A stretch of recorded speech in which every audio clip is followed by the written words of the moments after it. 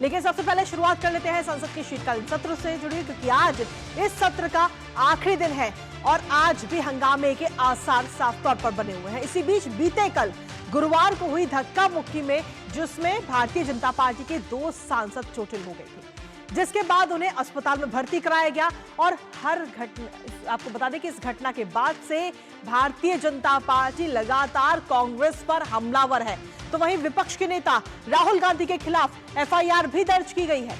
दिल्ली के संसद मार्ग थाने में एफआईआर दर्ज की गई है राहुल गांधी पर, और साथ ही राहुल गांधी पर धमकाने के साथ साथ सामूहिक अपराध की धाराएं लगाई गई है। राहुल गांधी पर बीएनएस की कई धाराओं में केस दर्ज किया गया है। साथ ही लोकसभा स्पीकर को राहुल गांधी के खिलाफ दर्ज एफआईआर की जानकारी, सूचना भी दे दी गई है। और अब इस पूरे घटनाक्रम को लेकर भारतीय जनता पार्टी और कांग्रेस एक दूसरे पर लगातार गंभीर आरोप लगा रहे हैं। क्या कुछ कहना है बीजेपी और कांग्रेस का, वो आपको सुनाएंगे, पर उससे पहले ग्राफिक्स के जरिए आपको दिखाते हैं राहुल गांधी पर क्या कुछ तमाम आरोप लगे हैं। क्योंकि धक्का मुक्की पर राहुल गांधी बुरी तरह फंसते हुए नजर आए हैं। तो राहुल गांधी पर जो मामले दर्ज किए गए, उसमें एफआईआर फिलहाल दर्ज की गई राहुल गांधी के खिलाफ, और इस एफआईआर में कई सारी धाराएं जोड़ी गई हैं। राहुल गांधी पर विभिन्न धाराओं के तहत ये एफआईआर बीते कल दर्ज की गई है, जिसमें कई सारी धाराओं को शामिल किया गया है।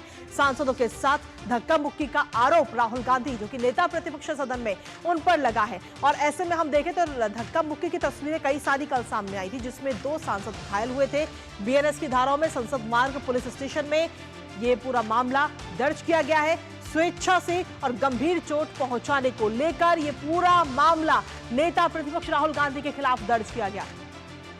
साथ ही जीवन और व्यक्तिगत सुरक्षा के खतरे में डालने पर यह एफआईआर दर्ज की गई। ये सारे वो तमाम मामले हैं जो राहुल गांधी पर लगाए गए हैं। आपराधिक बल प्रयोग और धमकी का भी आरोप राहुल गांधी पर लगाया है भारतीय जनता पार्टी की तरफ से। तो ये तमाम वो मामले हैं जो इस वक्त दर्ज किए गए। साथ ही धाराओं की अगर बात करें तो धारा 117, 115, 125, 131, 151 धारा दर्ज की गई है। कुल 6 मामले दर्ज किए गए हैं। राहुल गांधी पर आरोपों की झड़ी है। धारा 115 स्वेच्छा से चोट पहुंचाना, धारा 117 कहती है कि गंभीर चोट पहुंचाना, धारा 125 व्यक्तिगत सुरक्षा को खतरे में डालना, धारा 131 आपराधिक बल का इस्तेमाल, धारा 351 आपराधिक धमकी, और धारा 3 का 5वां क्लॉज सामान्य उद्देश्य से काम करना। तो ये तमाम वो धाराएं हैं जो इस वक्त राहुल गांधी पर लगाई गई हैं। और ऐसे में कहीं ना कहीं लगातार राहुल गांधी जो है वो इस वक्त मुश्किलों में फंसते हुए नजर आ रहे हैं। तो ये जो आरोप लगे हैं उसमें राहुल गांधी इस वक्त दलदल में कहीं ना कहीं कह सकते हैं। विरोध प्रदर्शन में खलल डालने का आरोप इस वक्त राहुल गांधी पर लगा है। ये तस्वीरों के जरिए आप देख रहे हैं। प्रताप सारंगी को आप देख रहे हैं, कल जो चोट लगी थी उनको, एनडीए सांसदों को शारीरिक रूप से नुकसान पहुंचाया गया है। ये लगातार भारतीय जनता पार्टी की तरफ से आरोप लगाया गया है। दुर्भावनापूर्ण इरादे से निर्देशों को अनदेखा किया गया। जो निर्देश दिए गए उनका भी अनदेखा करके राहुल गांधी वहां पहुंचे थे। राहुल गांधी जबरदस्ती शांतिपूर्ण प्रदर्शनकारियों की ओर बढ़े थे, जिसकी बात, जो तस्वीरें भी लगातार सामने आई है। भारतीय जनता पार्टी की तरफ से वो प्रदर्शन किया जा रहा था और राहुल गांधी उस ओर गए थे। सुरक्षा कर्मियों के निर्देशों का उल्लंघन राहुल गांधी ने बीते कल किया, जिसके बाद में धक्का मुक्की की ये तस्वीरें सामने आई और 2 भारतीय जनता पार्टी के सांसदों को चोटें लगी। इंडिया गठबंधन के सांसदों को भी राहुल गांधी ने उकसाया है। राहुल गांधी ने जानबूझकर ये तमाम कार्रवाई की है, जो काम किया है राहुल गांधी ने। और अब इसी को लेकर राहुल गांधी पर एफआईआर जो है वो दर्ज की गई है। 6 मामले दर्ज किए गए हैं राहुल गांधी के खिलाफ। संसद मार्ग पर जो थाना है उसमें ये शिकायत दर्ज की गई है। एनडीए सांसदों को शारीरिक रूप से नुकसान पहुंचाया गया और इसी पर कहीं ना कहीं लगातार ये अपराध कहीं ना कहीं नजर आ रहा है। और ऐसे में भारतीय जनता पार्टी और कांग्रेस की तरफ से क्या कुछ कहा जा रहा है वो एक बार आपको सुनाते हैं। आप कहीं साइड से निकल जाते हैं, धक्का देंगे आप, सांसद को गिराएंगे आप। इससे बड़ी पीड़ादायक बात क्या हो सकती है? आज आपको इन दोनों से ही नहीं, संसद से ही नहीं, देश से माफी मांगना पड़ेगा। उम्मीद करते हैं कांग्रेस पार्टी समझाएगी राहुल गांधी को। हाँ किया है मगर ठीक है, कोई मतलब धक्का मुक्की से हमें कुछ होता नहीं है। मगर ये एंट्रेंस है पार्लियामेंट हाउस की और हमारा अधिकार है अंदर जाने का, और बीजेपी के जो मेंबर्स हैं वो हमें अंदर जाने से रोक रहे थे। तो सीधे तौर पर कल जो धक्का मुक्की हुई है उसको लेकर राहुल गांधी किस तरीके से अपनी सफाई पेश करते नजर आए वो हमने आपको दिखाया। इसी पर ताजा अपडेट ले लेते हैं। हमारे साथ में राजेश राज हमारे सहयोगी जुड़ रहे हैं, सीधा उन्हीं का रुख करेंगे।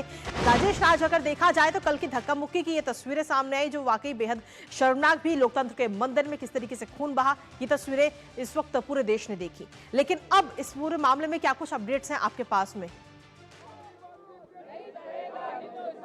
देखिए, ये संसद भवन में अभी हम मौजूद हैं। ये गांधी प्रतिमा पर ये तमाम जो सांसद आप देख पा रहे हैं, ये तमाम भारतीय जनता पार्टी के सांसद यहाँ पर आंदोलन कर रहे हैं, प्रदर्शन कर रहे हैं और राहुल गांधी से माफीनामे के मांग के बीच ये सब तो लोग खड़े हैं। देखिए तस्वीरों में आप यहाँ पर संबित पात्रा, सुधांशु त्रिवेदी, किरण चौधरी, ये तमाम जो लोग हैं वो मौजूद हैं। हम आपको कुछ लोगों से बात कराने की कोशिश करते हैं। संबित पात्रा हमारे साथ हैं। संबित जी, क्या डिमांड है? नहीं, देखिए, आज हम माननीय बिरसा मुंडा जी के पास, भगवान बिरसा मुंडा जी की मूर्ति के आगे, माननीय बाबा साहेब अम्बेडकर जी के मूर्ति के समक्ष, महात्मा गांधी जी के चरणों में आज हम सभी सांसदगण, आप देख सकते हैं, जो भाजपा के हैं और जो एनडीए के हैं, वो सभी एकत्रित हुए हैं। सभी के हाथ में प्लेकार्ड है। जिस प्रकार से कल राहुल गांधी जी ने अपमानित किया एक आदिवासी बेटी का, और आदिवासी बेटी ने खुद, जो सांसद है, उन्होंने चिट्ठी भी लिखा है, एक कंप्लेंट भी किया है, चेयरमैन को उनका संरक्षण मांगा है। और दूसरा महत्वपूर्ण विषय है, जिस प्रकार से धक्का दिया है उन्होंने सांसदों को, और सांसद हमारे, माफी की मांग की जा रही है राहुल गांधी से। बिल्कुल माफी की मांग है। राहुल गांधी जी को माफी मांगना चाहिए, पूरे देश से माफी मांगनी चाहिए।